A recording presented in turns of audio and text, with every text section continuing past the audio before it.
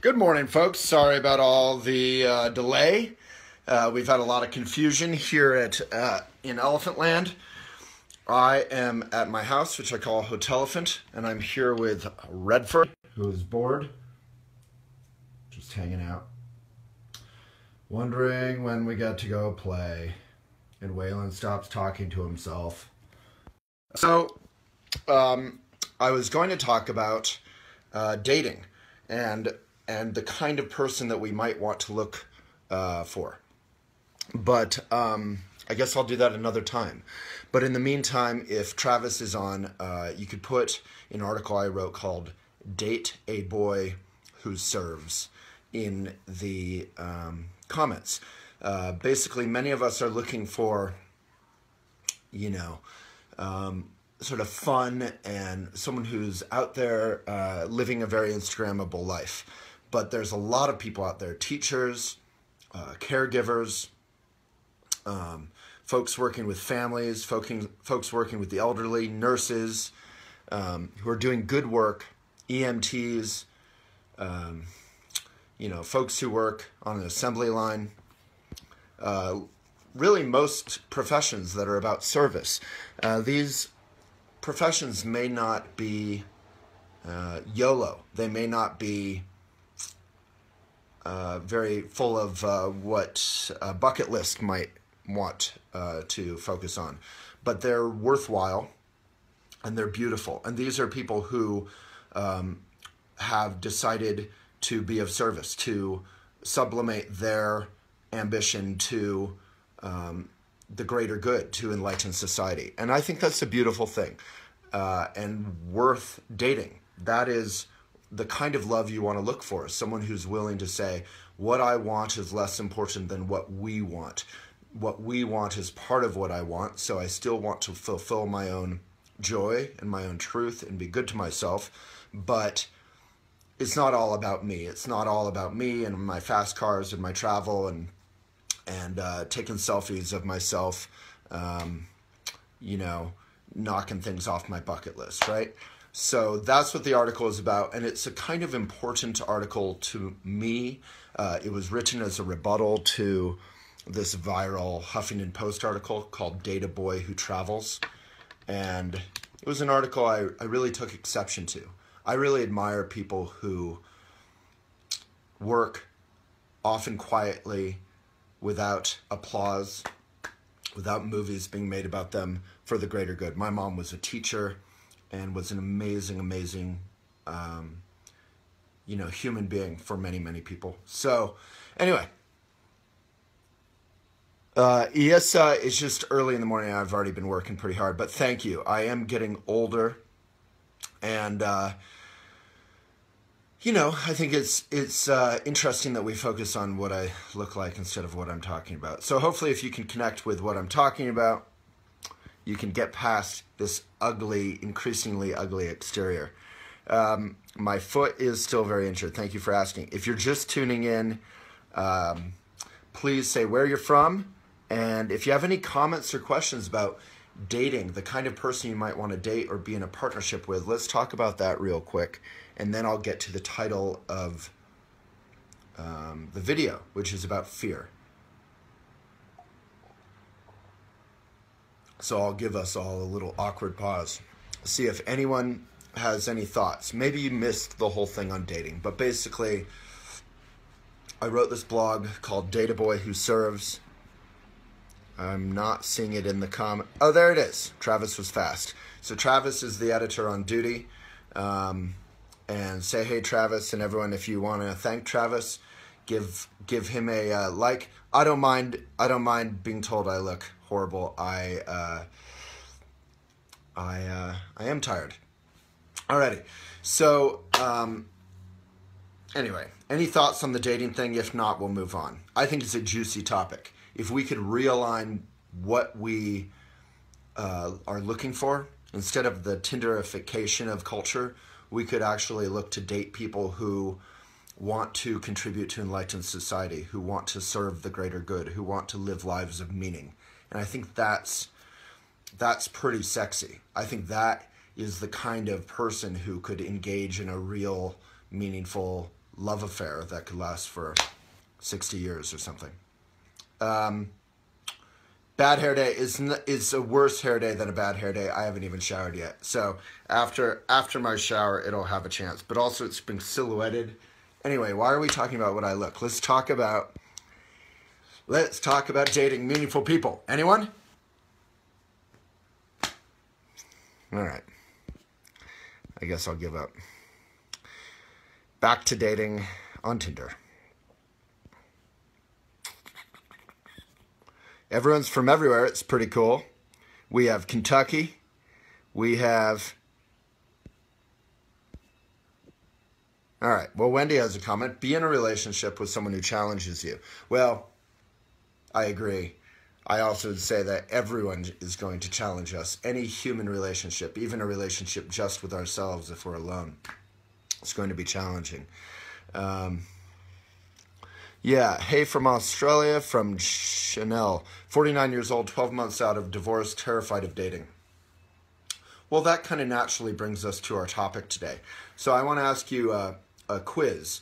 Let's have a vote. So from a Shambhala Buddhist point of view, fear is an important thing.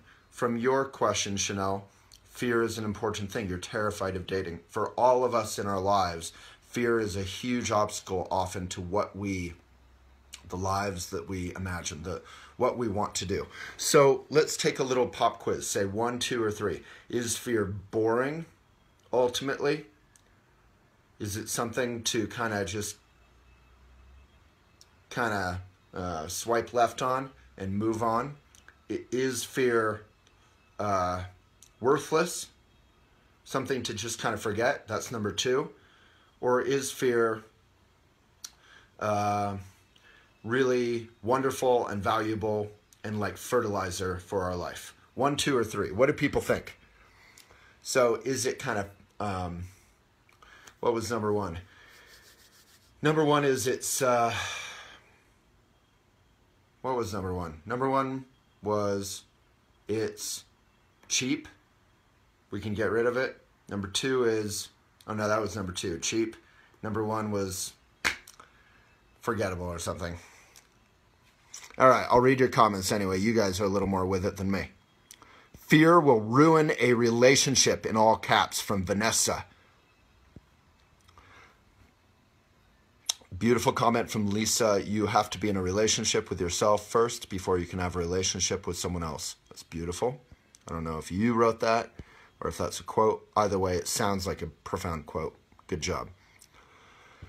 Roberta, be in a relationship that is easy and where friendship is the key. That's beautiful. As I wrote in my book about love and relationships, love is friendship set on fire. I think others have written that too. It's not my notion. All right, Elaine is in a similar boat to Chanel. Studio City, California, afraid to date again after being married for 23 years. Trust is number 1, then patience from Leslie. Lots of great comments. Stacy, your daughter is a wonderful nurse. I wish she would find a partner. She is amazing. I'm sure she is. And yeah, if we reoriented our culture so that we admire people who served, send her that article, Date a Boy Who Serves. And maybe that'll help her look for someone meaningful instead of people who are just looking for shallow fun.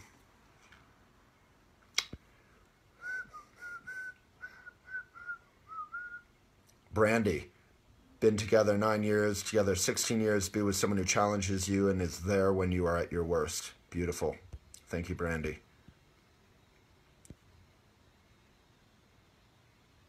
Sharon, that's beautiful. You have very little money, but you work with children who have special needs.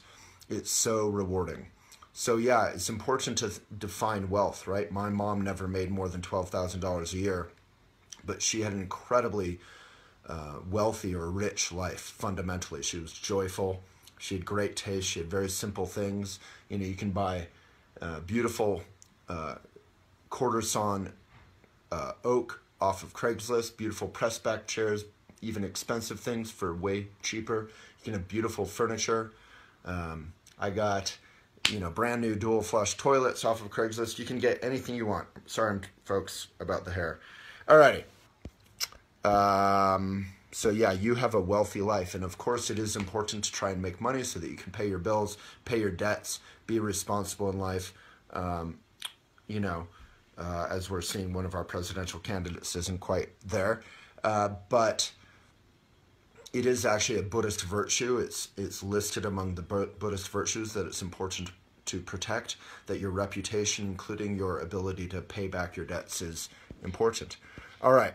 So I'm going to talk about fear real quick. So I had a lively debate with an editor at Elephant who I respect. She's one of our best editors. She's a great human being. And she had put up this quote by Hafiz. Hafiz is amazing. But remember, Hafiz was not American. Hafiz was not English. So anything you're sharing from Hafiz has been translated. And it could have been translated by a New Age spiritualist, or it could have been translated by a traditionalist, or it could have been translated by someone who really gets Hafiz. You don't know. Whenever you're sharing a translation, there's an interpretation going on. So the quote was something like, "Fear is the cheapest room in your house." And then it also had an introduction by Elizabeth Gilbert saying that fear is the most boring thing about you. And I deleted that image, and I deleted that quote, because that runs exactly counter to Elephant Journal's mission. So why would I delete Elizabeth Gilbert and Hafiz, two people who I admire greatly? Elizabeth Gilbert is one of my favorite writers and humans. Hafiz is one of our favorite poets, someone who we share frequently. Well, fear is not boring. Fear is not the most boring thing about you. The fact, Chanel and whomever else it was, that you're feeling terrified about getting back out there and dating, that is not boring. And I think anyone who said that your fear was boring is a jerk. I'm hoping that's a soundbite from a larger context that Elizabeth is writing about. I'm hoping that's a bad translation of Hafiz. Fear is not what is cheap about you. The problem with fear is if we buy into it, number one, and we don't go through it. The problem with fear is if we disrespect it. We call it cheap, we call it boring, and we try and suppress it or get rid of it or push it aside. That is the problem. Just the same as stress. You could say the exact same thing about stress. Stress is fine, folks. There's this big kind of philosophy in the yoga world, in the positivity world, that fear is bad, positivity is bad. Fear is bad, stress is bad. But no, the only bad thing about those is a lack of empathy or compassion for yourself, for your own experience. We all go through fear. We all go through stress. When you feel fear, folks, if you're afraid of getting back out there and dating, that is a beautiful thing, and you deserve to spoon with yourself. Someone should, and it has to be you right now, someone should feel empathy and compassion and love for yourself. Just give yourself a big hug. That's not a cheesy thing. We all go through rough things in life, and you have to have compassion for yourself. That's a scary thing. You've been married for decades, perhaps. Getting back out there, that's scary, and that is okay. From a Shambhala or Buddhist point of view, fear is something that we breathe through, like in a good yoga class. You breathe through tension. You breathe through a difficult moment. In climbing, when they're teaching you climbing, a good climbing teacher with these kids, these children at the Spot climbing gym where I climb, said, when you're about to do something difficult, you're going to go from here and climb up to here. The tendency for everyone, even good climbers, is to hold your breath, and kind of go out of fear and go out of aggression. So instead, he said, when you're about to do something difficult, breathe. And you breathe through it. So you have to kind of breathe awkwardly. I was breathing weirdly, because you have to almost force yourself to continue to breathe, to continue to be open, to continue to flow. Same thing with surfing. If you get all tight, or skateboarding, you're going to fall off. So just relax. As Trungpa Rinpoche said, good luck, sweetheart. That is the kind of attitude we should have. When you're going through fear, when you're going through stress, don't say it's cheap. Don't say it's the most boring thing about you. What a condescending, cruel, unfeeling thing to say. You know what's the most boring, cheap thing about you? Whoever would say that, and I hope, again, it's within context for Elizabeth and Hafiz, that kind of condescension, that's incredibly cold. And I feel sorry for someone who's that cold about their own fear.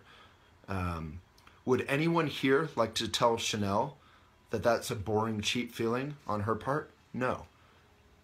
So, here is how let's give Chanel and the other person, forgot your name, I apologize, there's so many comments, some love. Give them some love. Give them some likes. Give them some comments. Likes might seem meaningless, but it's just a little expression of empathy, and empathy is never meaningless. It's never meaningless to feel. It is meaningless if there is something going on, like, say, the floods in Baton Rouge, if we can't help out. Actually try and help out when there is a cause here. But right now, talking with Chanel, talking with the other person, giving them some love, giving yourself some love if you're going through fear, that is beautiful, even if it's small. So I'm just going to try and read what I wrote with Nicole this morning, who was the editor who had put up those quotes. And again, this is not an attack on Nicole in any way. She's a smarter person than I am. She's certainly better looking, as people have pointed out today. I am looking pretty rough. She is a wonderful editor. But this is about the mission of Elephant.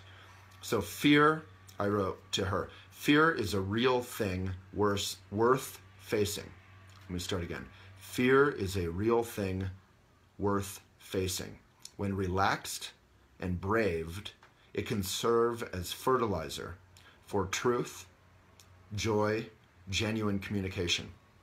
If you're pushing fear aside, you're not going to be able to be genuine. You're not going to be able to be happy. You're not going to be able to communicate with your loved one. It is not boring in a bad way or cheap. Fear is not boring in a bad way or cheap. It should be respected, honored, and then we can pass through it to fearlessness. So Trungpa Rinpoche in Buddhism talks about how fearlessness is not a product of conquering fear. It's a product of getting to know fear and going through it. So Pema Chodron will talk about that too.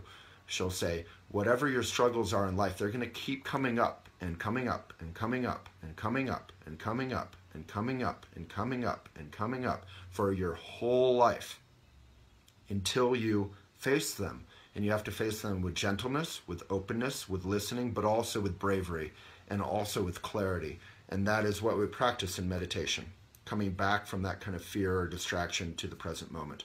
So we'll do that in a couple minutes if you want to stick around.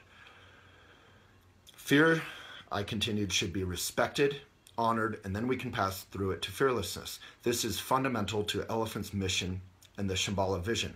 Please read Shambhala, the book Sacred Path of the Warrior by Trungpa Rinpoche. You don't have to agree with all of it. The last 10% of it gets a little wah-wah because it gets really in-depth.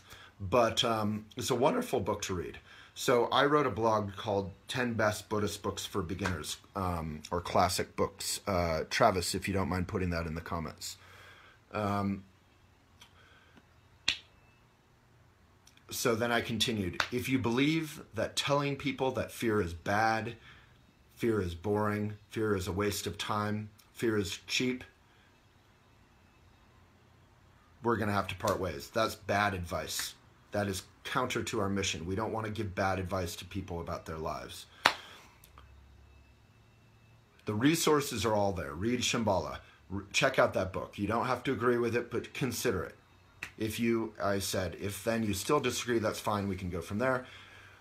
It doesn't matter. This isn't about you being Shambhala or Buddhist, any of you. No one cares. Buddhists are, incompetent converters. There's this funny quote I like to always say, Buddhism is a disorganized religion.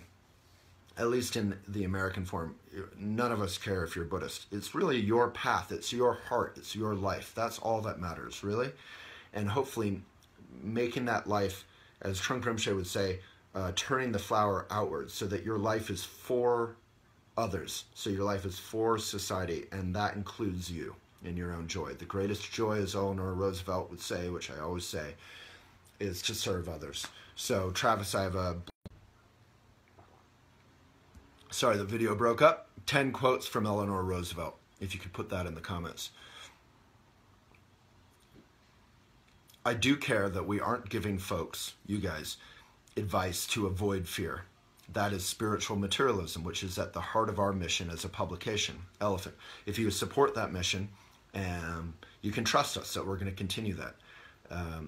If you want to support it in the most powerful way possible, get our newsletter. It's our online magazine, and it's free. So this isn't some weird sales thing. It's elephantjournal.com/best.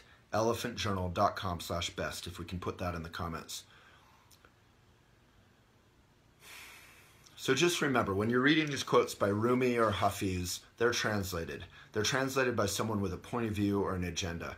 Same with Neruda, same with anyone. The original meaning could be lost. So that's just something I wanted to share with all of you, that fear is not worthless, fear is not cheap, fear is not boring. Honor your fear. You don't have to take it too seriously, but you have to honor it. You have to face it. Then you can walk through it like the Red Sea parting for Moses, right? All right, I'll go through some comments, and then we can meditate together. If you'd like to stick around for the meditation.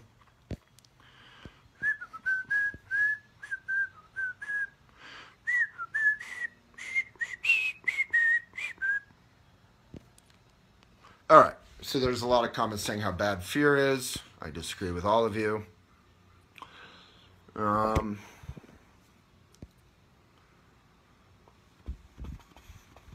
Beautiful comment from Christian. Live for yourself, make yourself happy, and someone will see your light shine. That's more attractive than physical attraction. Yeah, ultimately what we fall in love with someone is their beauty, and beauty includes one's inner life coming outward.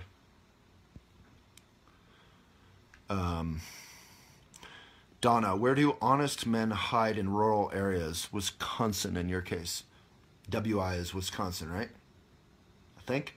Tired of con men, so yes, fear is real. Yeah, I mean, there's a lot of people being fake out there, women as well. We don't ultimately need to be fake, because if you're fake with someone, that could work for a date or two, but that's not going to work for a relationship. You can't fake your way through an entire relationship. So this is a reminder to all of us, if we're being fake, just stop, just let go. If you want to find genuine joy, you have to show up. You have to show up, as Nirvana said, come as you are.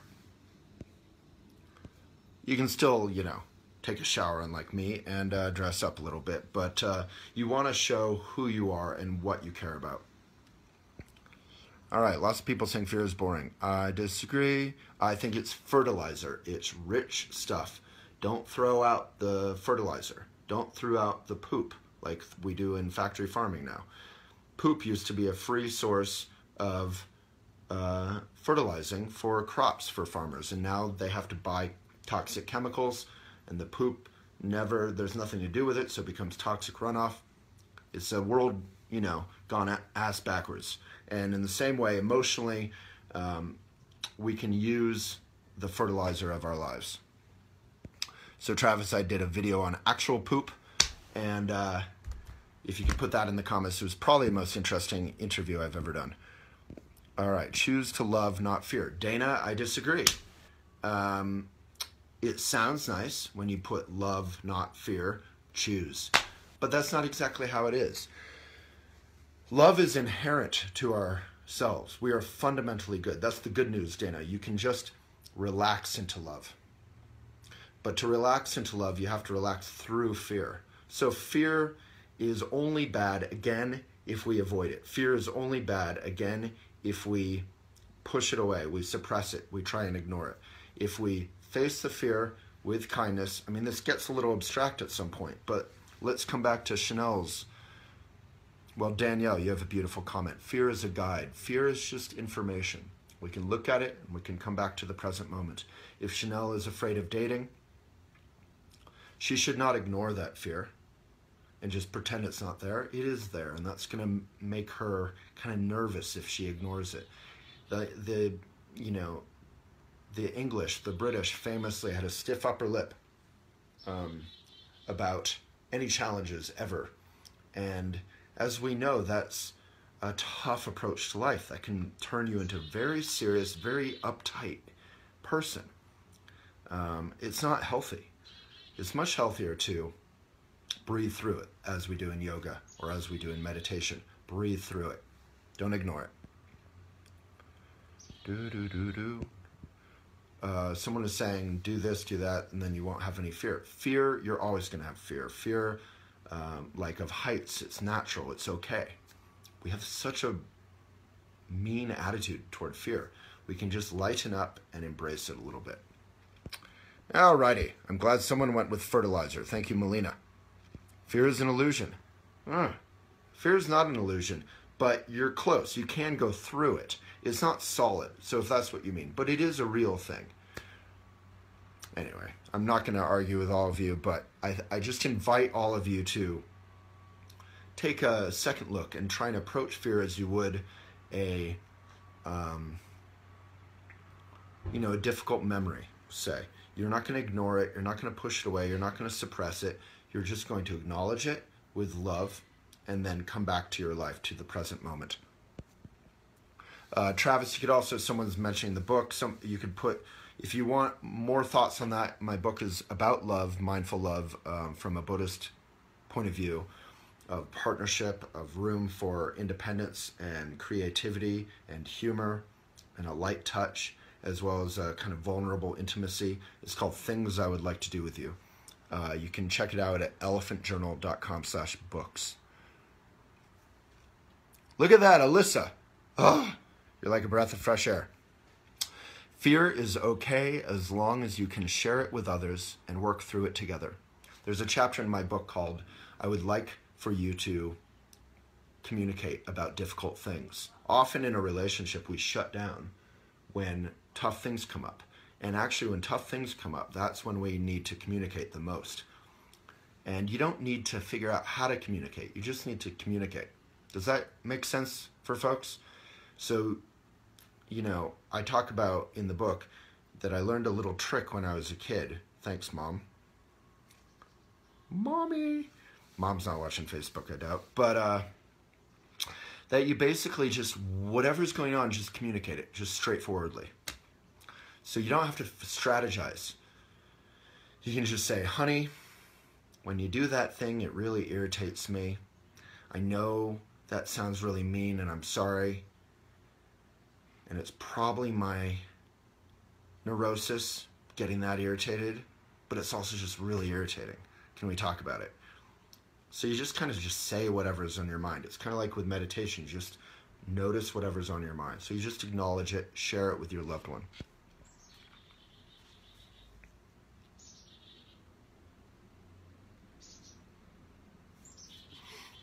Yeah, Lisa, beautiful comment. Fear is just an emotion, just another emotion. If we fear what has not happened yet, or may happen, then it's madness. We go nuts.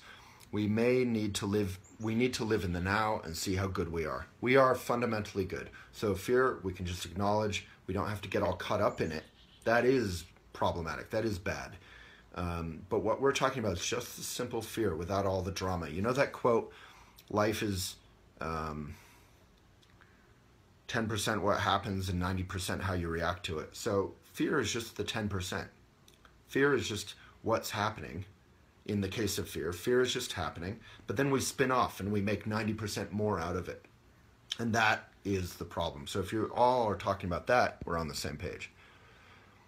Marin, do you believe in friendship after being cheated on? Sure, for sure.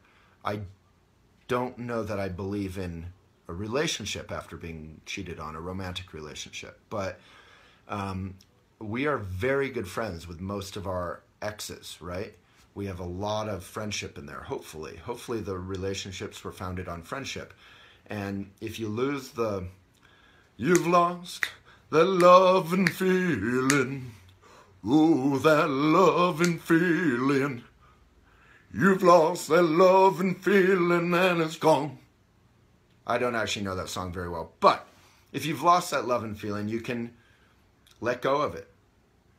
You can draw your boundary closer. So you're not going to fall in and out of love and sex and stuff with someone who's cheated on you, right? Just, you can close that part off, but you can just be friends. There's a lot of reaction to my morning singing. Cheers. Fear is killing me. No, Maribeth. Avoiding fear, pushing away fear is killing you. Practice this thing called Tonglen. Travis is also a Shambhala Buddhist fellow. Can you leave the Pema Children Tonglen blog in the comments? Suppressing fear, ignoring fear, getting caught up in fear, building fear up is killing you, is killing us. It is hard. So big love to you. And you in turn need to give big love to yourself. So you can practice Tonglen, which is breathing kind of into the fear in a way, and then relaxing and giving out love and empathy. And then you find that love is endless. Love is self-renewing. It's the ultimate eco-responsibility. Love just kind of, love creates love. And that sounds nice to say, but let's remember that's a powerful thing, and it runs counter to our ego's approach, which is to get rid of fear and to cling to love. That's not love. Clinging to love is not love. That's T-Rex love. Petrified of being hurt or rejected. Meg. Beautiful. I mean, that is beautiful. Just expressing love simply is beautiful. And that makes me think that you are actually really ready for a relationship. If you can just express where you're at, you're right there. So Meg, maybe it's not that bad. Nina, fear is a lack of trust in God. Say more. Depends how you define God. In your case, you seem to define it in all caps. Fear is a lack of trust in God. God is a gentle and loving presence in much of the Bible. I assume you're talking about the Bible. So is God a old white man with white hair in the sky? I assume you don't think it is. So what is God? Let's talk about that. Heather. Aw, thank you, Heather. Heather's a friend of mine, so this is biased. You are absolutely gorgeous inside and out. When we feel fear, it is a signal that we are out of alignment with our highest self and that we need to come back to ourselves gently using breath work, practicing gratitude, etc.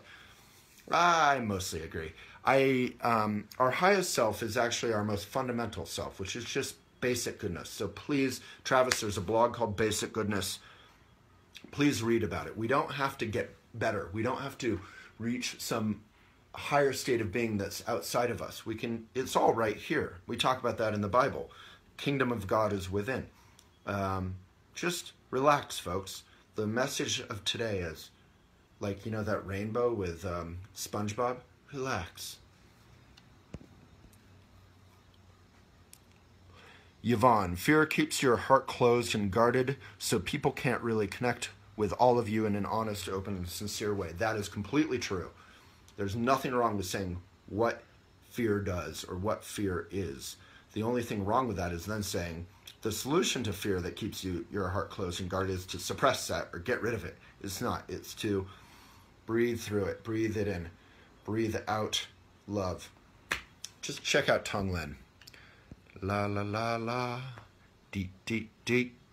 Lots of comments. Fear gives us clues about where there is more personal development work to be done. With this lens, fear can actually be an ally. Oh my God, you have 2 last names, so it looks like you're taken, but I have a crush on your comment. Fear does not need to be challenging. Love from Danielle. Hazel, dating is scary when a single mom. We shouldn't ignore our feelings. Fear is real. Hazel from Scotland. I mean, dating is scary at any age. It's scary when you're a teenager. It's scary when you're, say, 42, just to choose a random age out of the bag. Fear is always scary, but fear is real. Yeah, and that's okay. And it's also an illusion. Fear is both real and illusion. From a Buddhist point of view, we say all things are interdependent. So they do exist. This table exists, but in Buddhism we say, what does existing mean? Is it super solid? Is it a serious fixed thing? No. If I took off all the legs of the table, is it still a table? No, it's just a plank. It's just a bunch of planks nailed together. If I take the planks apart, is it still a table? No. At that point, it's just a pile of wood. the 4 legs. So what is a table? A table is a coming together of a bunch of things. Same with fear. So we can relax that knot by just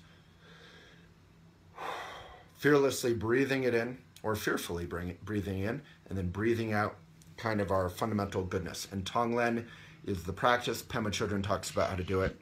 Pema Chodron is awesome. Marie, nothing ventured, nothing gained. Yes. Exactly. Yvonne, been married 13 years, together 16 years. Marry someone that you like, because even when you're mad at them and want to stab them in the forehead with a fork, they can make you laugh, and you can find your way back to love easier. You're making me laugh. Yvonne, I like you. That was a great comment. Beautiful.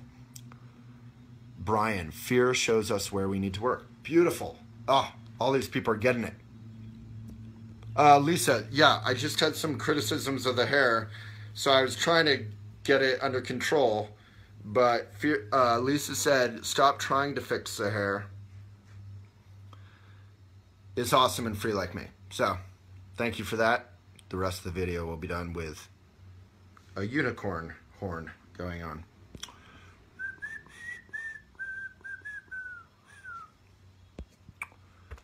How to trust, the whole Tinder culture. I did a video on Tinder and dating. If people are curious, you can get it on youtube.com/elephantjournal. Chanel has a question about that. The whole Tinder culture is like being discounted in a catalog. Do the things you love, things that make you happy. Be with people you love. That's how you meet like-minded others. Beautiful, Chanel. I date a fair amount right now, and everyone I meet 3D. You know, there's so many factors for how you might connect with someone, and it's much more helpful and less of a waste of time, in my limited experience, to just connect with people in real life. But to do that, if you're not meeting people, maybe you need to engage in like a pottery class, or you need to engage in a theater class, or you need to, you know, join a biking group or a running group, or you know, find some kind of volunteering situation. Volunteering is wonderful. Okay, I gotta knock over the Leaning Tower of Pisa there. All right, lots of great comments. Oh no, Wendy, was that advice on Instagram too? Now I have to go delete our Instagram post. If you want to follow us on Instagram, it's usually good advice.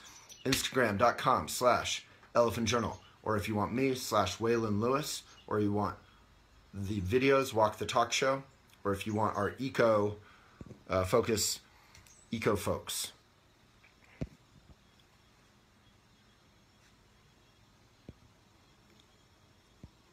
Okay, nice comment from Roberta. I do only nonprofit work. After having done political fundraising, I do network for money, but my gauge for success is with everyone I have helped anonymously. That feels the best. The fact that I do not have a lot of money anymore, I wear that like a badge of honor these days. I have a rich life in how I feel about what I do. I have not met a man yet who can garner my respect in how they deal with other people and how they look at life. Yeah, there's no virtue to not making money. It's fine to make money. The only question is, are we engaging in right livelihood? So I have a video on right livelihood. Maybe Travis could put that in the comments. I was just talking about this with a young friend of mine yesterday who's at Naropa University. She was saying she's struggling to find her way, her passion, you know, in terms of work. And I said, well, right livelihood, watch the video, but basically you have to love what you do. You have to be good at what you do. It's not enough to love what you do if you aren't good at it. It's not enough to be good at it if it's not good for other people. You know, you could day trade and love it, but maybe that's not good for people. So it has to be good for people. And then you have to be able to make a living doing it. So that's the basic kind of Venn diagram of right livelihood. But there's a video on it. It's a Buddhist notion of how our lives can be of service, and our 8 hours a day or whatever can be joyful. It's really quiet. Are people out there? Oh yeah, 400 people in every second. That's amazing. All right.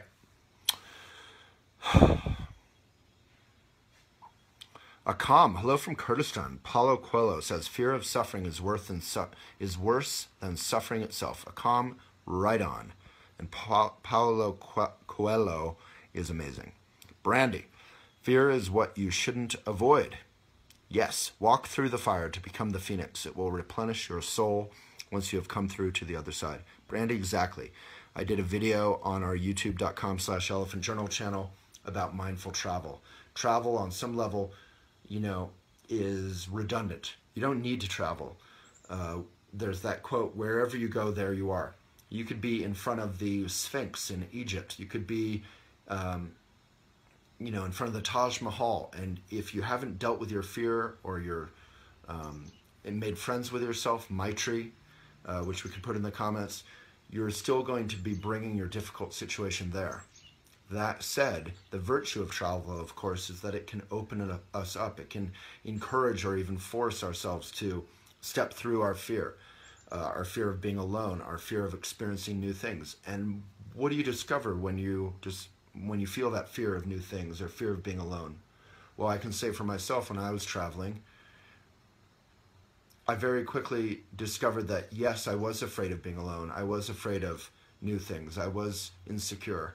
But I also just as quickly discovered that if I kept going and I was just genuine and I just dealt with it, that fear would go away in a way. It would kind of relax.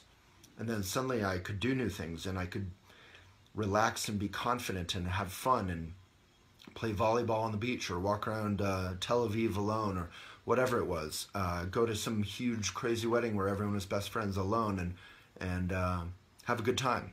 And then you discover, wow, I'm not so bad. I can actually do new things. And that is the opposite of cocoon. We have a blog on cocoon, Travis, if you could put it in the comments. Cocoon is, the Netflix and chill with yourself kind of thing. All you want to do is the same thing every day because it's safe.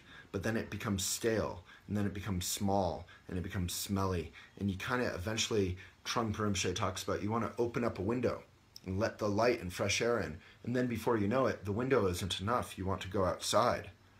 And then you want to explore, and then you want to travel, and then you want to kind of be free from that overwhelming fear. So it's not that you're trying to get rid of the fear. You're just trying to open it up and kind of step out of it.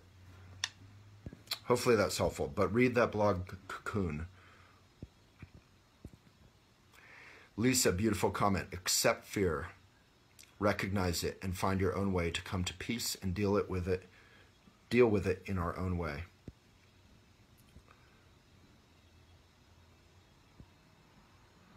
People are strange when you're a stranger.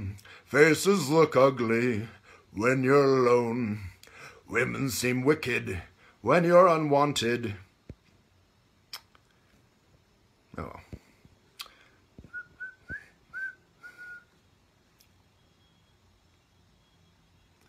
Wow, that's an amazing comment, Chanel.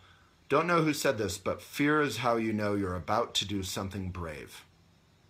That is amazing. Trungpa Rinpoche said a very similar thing. He said, if you're walking into a bank for a loan, if you're walking into a date, if you're walking into a tough meeting at work, if you're walking into a tough conversation with your spouse, if you're walking into any situation and you feel fear, that is actually a good sign. It's a sign that there is power inherent in that situation. So the way to deal with that is, again, not to ignore it and think happy thoughts. The way to deal with it is to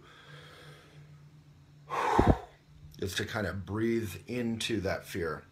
It's almost like when your back has a little muscle spasm. If you breathe into that tightness, you can relax it. It's the same as in yoga when you're, we've talked about yoga and climbing. You breathe into that fear. You're not feeding the fear, you're relaxing the fear. I love that, Chanel. Love that comment. All right, a million great comments. Donnie, good for you. Yeah, I think choosing love versus fear is tricky. It's good to make good choices, but you can actually get a little more fundamental than that. Through the meditation, you can actually just be love instead of fear. You can be fear but relax into love. So instead of just choosing and ignoring the other one, and it's this sort of deliberate, rational kind of thing, that may not always work. But anyway.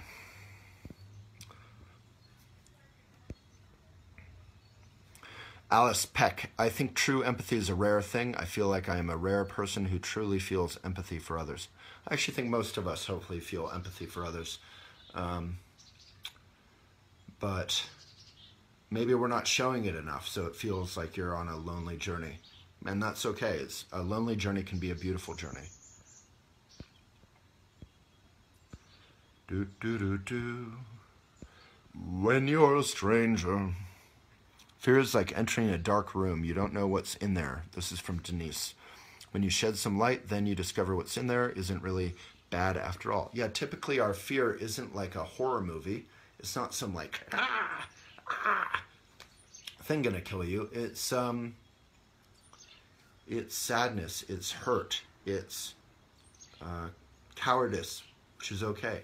It's confusion. Fear is almost like our inner child going through not knowing how to handle things, and then it gets tight, and then it's alone in the dark. Go into the dark.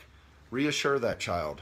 Not to get all inner child about everything, but you can go in there, turn on the lights, have a little party, turn on the candles, read some poetry, break open some wine. Maybe don't give the wine to the kid. Maybe a little bit so that they don't think alcohol is a big deal. All right. Because my mom would give me alcohol when I was a kid, and I, to this day, am super bored of alcohol. I enjoy it, kind of, but it's not a big deal. She probably should have given me more coffee. I'm more into coffee, I think.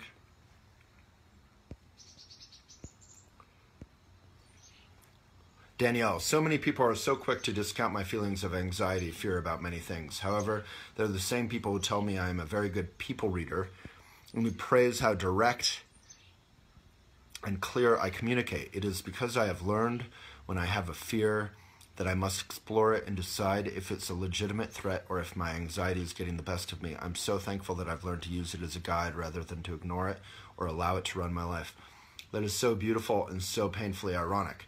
That the people who say that you're a good people reader and who praise how direct and clear you communicate are the same people who are giving you bad advice to ignore, discount your feelings of anxiety and fear.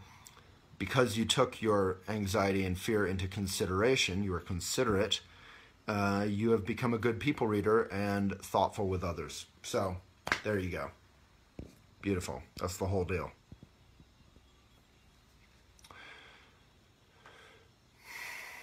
All right, I think we've kind of covered this. If there's any new there's tons of beautiful comments at this point. It seems like we're starting to engage with the notion of fear as worthwhile, worth looking at, worth breathing through, instead of just worth suppressing or getting rid of. Yeah, I often say, like someone who's mentioned vertigo, a fear of heights is a good fear to have. You don't want to fall off a cliff. What the problem there is not the fear. The problem is getting caught up in the fear so much that we can't live life, that we stop being present, even when we're not close to the cliff, right?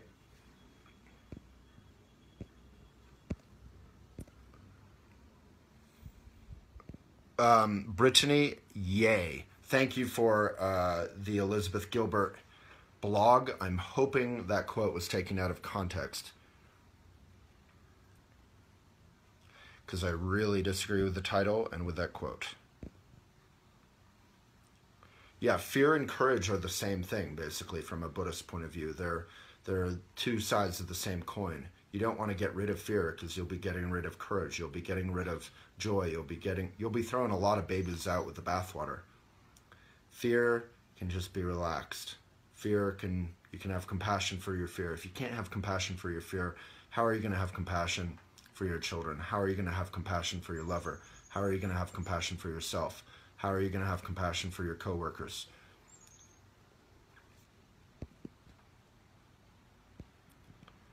Leslie, love that. Feel the fear and do it anyway. In my Shambhala Sun summer camps when I was a kid, we had this song. I don't remember the song, and I've tortured you guys enough with my early morning singing, but it was something like, do it, do it, do it anyway, do it, do it, do it anyway, do it, do it. And we do it in rounds. Do it anyway, do it, do it, Do it anyway, do it, do it. Do it anyway, do it, do it. Something like that. So you can feel the fear, and that's okay. You don't have to freak out, get rid of it. You don't have to be afraid of fear, kind of like what FDR said. The only thing we have to fear is fear itself. So the fear itself is just information, or the fear is just information. Fearing the fear is kind of drama. And we can say no to drama. This is a no drama zone. No drama. But you can bring your drama here and we'll relax it. We don't hate the drama. Carly, thank you. I love your rawness and honesty, Waylon. It is refreshing. It's only refreshing from a distance in 2D. If I were right in front of you, you'd be sick of it. Yeah, exactly, Mark. LOL, can't think your way through an entire relationship, and yet many, many people do. That's the issue with maybe kind of choosing this, choosing that. It's good to just relax and operate out of a place of basic goodness. So please read that blog on basic goodness instead of sort of navigating or strategizing. Trungpa Rinpoche says the best strategy is gentleness. The only strategy that actually works is being genuine. And I love that. He says, let go of your strategies. We strategize with our loved ones. We strategize with our children. We strategize with our dogs. We strategize with our work. The best strategy is gentleness. The best strategy is being genuine. The best strategy is no strategy. The best strategy is to just come back to the present moment and be genuine from a place of basic goodness, which we are all endowed with. Please read that blog on basic goodness. Beautiful comment from Eric. Finally committed and made some steps to move to another country. Fear was the only thing stopping me, but I've finally overcome that fear and indecision. And let me just point out that this is a man publicly acknowledging fear as something that stops him from doing something and finally overcoming that. We're in a culture that says men can't be afraid. You have to John Wayne your life.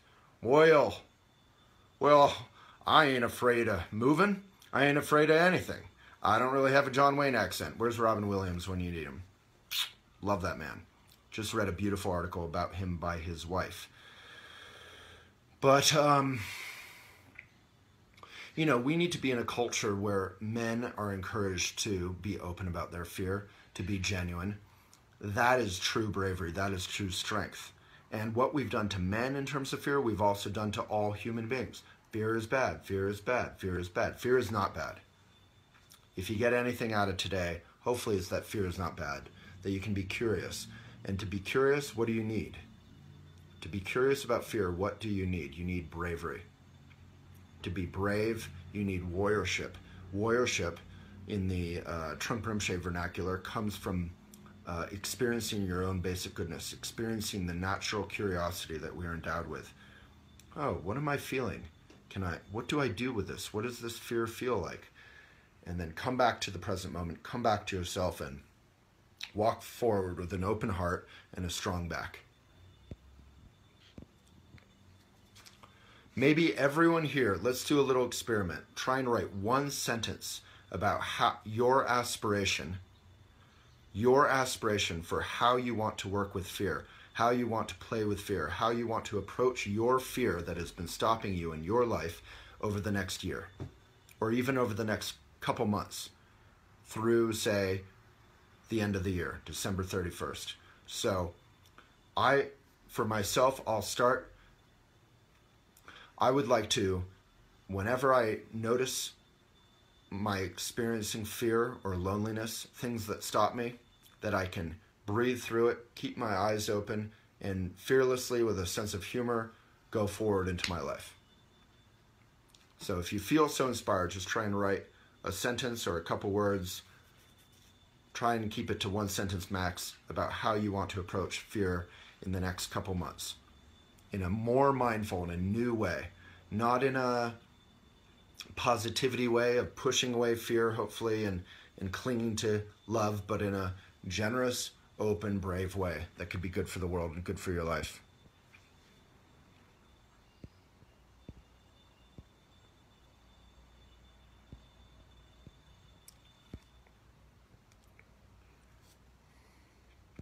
Yeah, so thank you. Jen, you're sharing that full quote from Elizabeth Gilbert. She's saying, your fear must not be allowed to make decisions about creativity, passion, inspiration, dreams.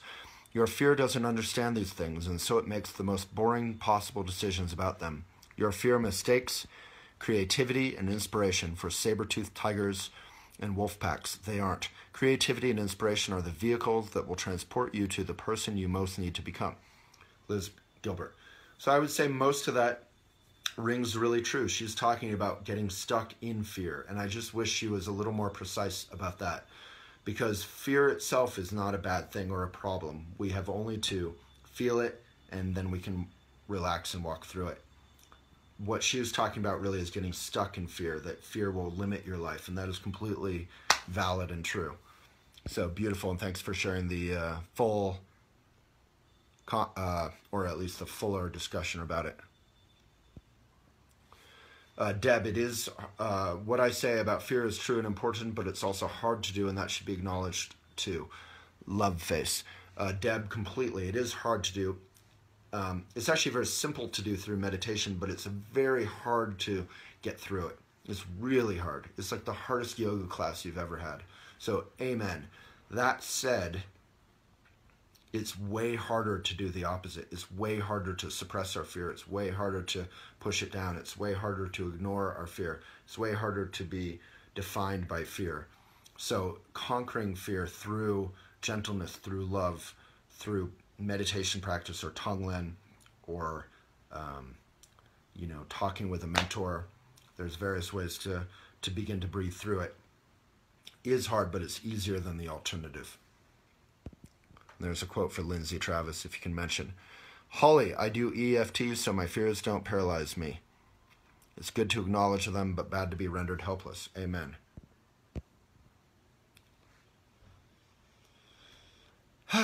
Sue, beautiful. Fear is a part of all our emotions. It's up to us how we deal with it all. There's my blog about poop. I interviewed this expert in worldwide poop systems, and it was super interesting. Dana, beautiful comment. Love to you. All right. I think let's just meditate. Do we want to go through more comments? Do you want to meditate, or do you want to go through more comments? There's a lot of comments.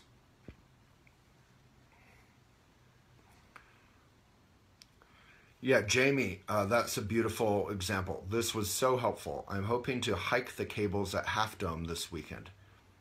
That's going to be gorgeous. I'm terrified. So terrified it keeps me awake at night. But I hope to be able to, as you said, breathe through my fear and climb that mountain. So this is really where what I'm talking about is practical. It's not just theoretical. If you're ignoring your fear, pushing away your fear, choosing love over fear, when you're climbing the Half Dome in Yosemite, that could be dangerous. It's really good to acknowledge your fear and see what it's telling you about how to be safe. It's really good to be fearful in that sense. But then what's, of course, most important is to be able to breathe through it so that you're not seeing the fear, you're seeing the cables, you're seeing your walk, you're seeing how to navigate, you're being in the present moment. So that's the full thing. You don't want to get caught up in the fear. And amen to anyone who's been trying to make that point. Tamara, fear gives me courage. That is a stunning quote. Late Chris, with a cute little dog. Lately, I find my tears joining when I'm moving through my fears. It's embarrassing while in public. It's been a terrible year. I'm making it, though. Chris, I hope you know that there's nothing embarrassing about crying. It's beautiful, and it's your heart and your mind, your life processing what you're going through. It's incredibly healthy to cry. You don't want to be crying all the time and getting lost in it, but it's incredibly beautiful to cry. And if you're surrounded by friends who make you feel like it's embarrassing to cry in public, maybe get some new friends. It looks like you're hugging a dog there, so dogs are good friends to hug when you feel like crying. Chanel, fear is a reminder of past danger, not a promise of future failure. I like that. That's beautiful. Carly, getting curious about fear is the best way I've found to work through it. These are beautiful comments. James, would you say that fear, F-E-A-R, could be thought of as future expectations assumed reality? Yeah.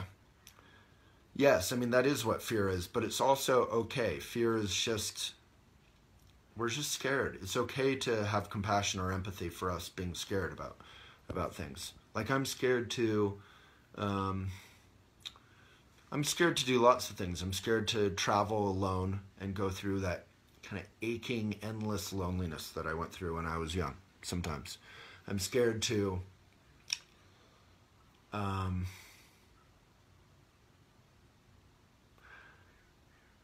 I don't know. I'm scared about lots of things. You know that joy you feel when you're dancing with a loved one or a friend and it's fun and you can make fun of each other, but you can also kind of just like be sexy and have a great time? Well, I'm afraid of not having that. I feel like I haven't had that for a long time, that I've been dancing with people who kind of are judgmental or serious, and it's not fun. And dancing is one of the great joys of life. And that's a weird fear, but you know, there's so many weddings all the time. It just comes up that if you can't express yourself through some basic fun, silly, but sort of sexy, awesome dance, life gets a little bit circumscribed and too serious and too, it's not fun. I need that. I need to be able to kind of be physical in a way sometimes. And God, that's fun. And it's been a long time since I've been at a wedding or other dance situation where it was actually fun, and I miss that. I'm afraid of that. What else am I afraid of? I'm thinking about that because the wedding's coming up. I'm afraid of, when I was a teenager in Vermont, a bunch of my best friends visited, and I hung out with them, and I hadn't seen them since I was a kid, and they were all best friends, and I no longer was that close, and I was just alone for hours and hours and hours and hours, but alone with them. And as Robin Williams said, you know, there's nothing harder than feeling alone, than being with people who make you feel alone. And it was that kind of situation, and it really made me fear loneliness. And I don't fear being alone romantically or anything. I enjoy being alone. I love it. In fact, I'm sort of attached to it. But that feeling of fear or loneliness with other people is painful. I am afraid of that. So I'm just sharing some fears I have, hopefully because it's a demonstration that when you express them, it's not that bad. In fact, it's sort of relaxing. You can look at your fears, and it's not the end of the world. Lisa from Nova Scotia, Canada. That's where my mom lives, in Halifax. She's asking, what is the name of my book? Hopefully, Travis, yeah, there. Things I would like to do with you. It's somewhere around here, I think. Yep. I'll grab it.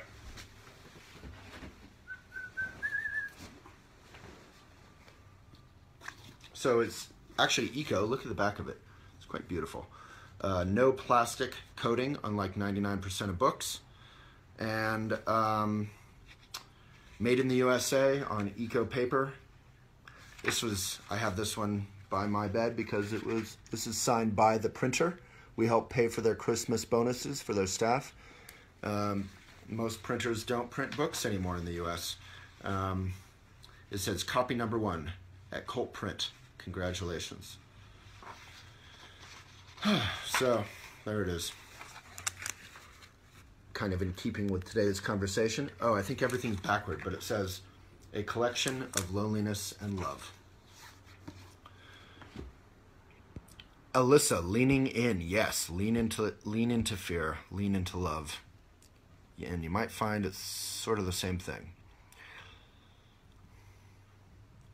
Chris, get into the mindset that whatever it is that you fear has already happened. Accept and make peace with that feeling. The fear loses its power over you. This has been the single most helpful teaching I have ever experienced concerning fear. Well, then I think we have to read it twice. Get into the mindset that whatever it is that you fear has already happened. Accept and make peace with that feeling. The fear loses its power over you.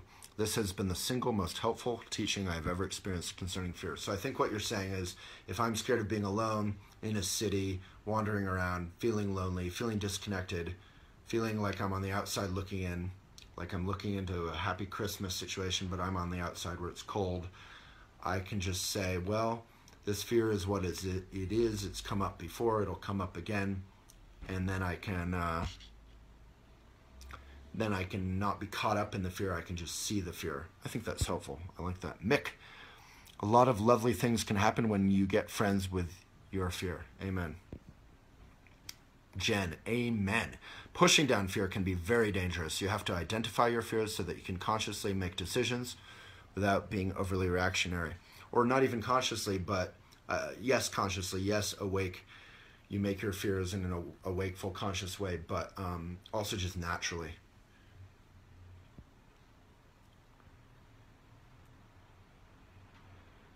Oh, Kelly, I don't know. Feel the fear and do it anyway. How do you become more resilient? Katie, I think just with practice, and I think resilience also comes with maitri. It comes with kindness to ourselves. Instead of ginning ourselves up in machismo, we can be operating from a relaxed point of view. And when you're relaxed and you enjoy something, you enjoy being curious about fear, you enjoy your journey, you enjoy your life, then you can do it endlessly. You're never too tired to do something with some joy. All right.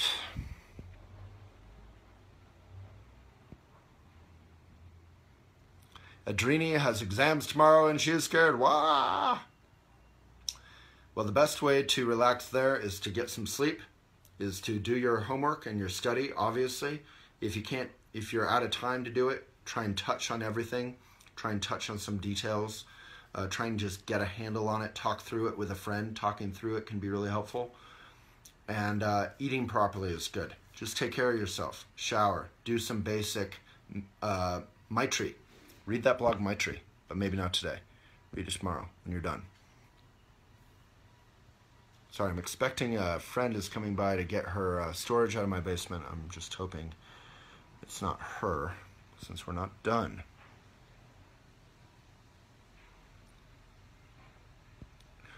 Irene, what can I do when I simply don't want to do something and get pushed into it anyway? Well, I need more information. Obviously, if it's a sexual kind of situation, that's totally not cool on the part of whoever's pushing, and you need to be able to ground yourself and say no and get into a public situation. But I'm going to assume, since you're not putting it in an extreme way, that it's not that. That it's just like, come to a movie. I don't want to go to that movie. Come to a movie. You have to come. And then you wind up going to a movie that you don't want to go to. Well, it's really powerful. And it just comes with kind of age and experience sometimes to just be able to do what you want to do. I remember it probably took me until I was like 32 or something to be able to just say, I'm going to leave this party whenever I want to leave the party. And I don't even need to necessarily say goodbye or explain. Some people find that rude, but saying goodbye or explaining why you want to leave a party often can take an hour. Everyone is like, why are you leaving? Why don't you just have another drink? At some point you can just say, you know what? I want to be home right now. I want to be resting. I'm tired. And you can go home. All right. Well, if you've enjoyed this video, I think we're going to have to wrap up.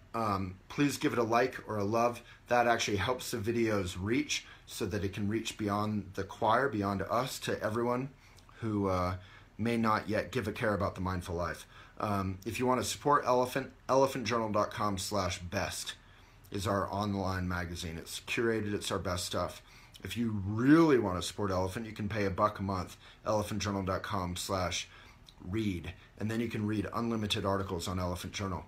I want to point out the obvious, which is that Facebook Live is an experiment by Facebook. They're talking about monetizing it by putting commercials into the middle of it, by doing various things. Facebook has really hurt Elephant and other independent media over the last year.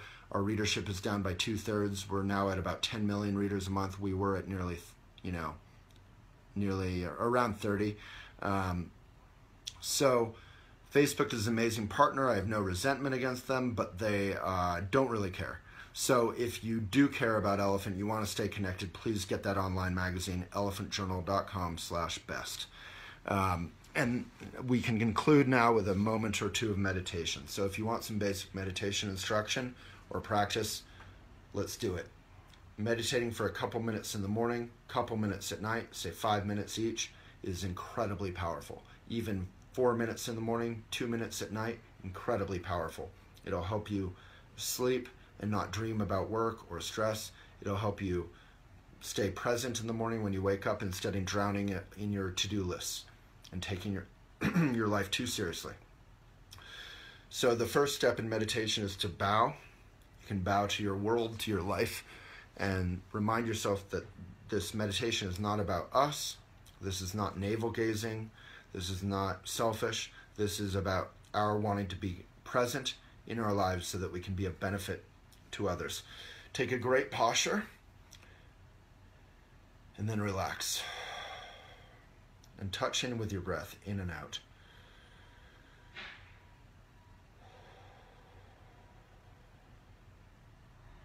Eyes are open in this particular practice. We're not trying to block anything out.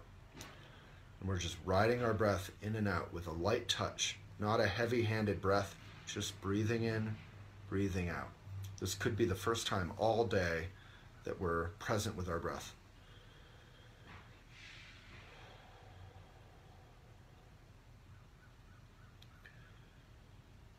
Hands are just open and flat on your thighs. Shoulders are up, back, down, and relax. Breathe in, breathe out.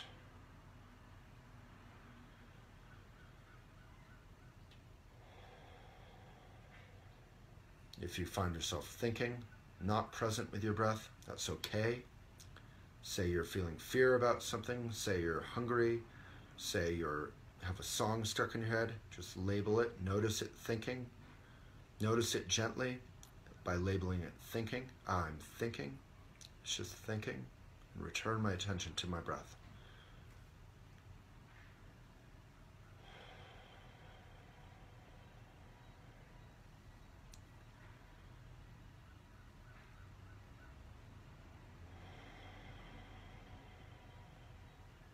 After a couple minutes, you'll find that you can be more fully present with your breath. If you're still not, that's okay. Just label it thinking, whatever's going on. Come back to your breath.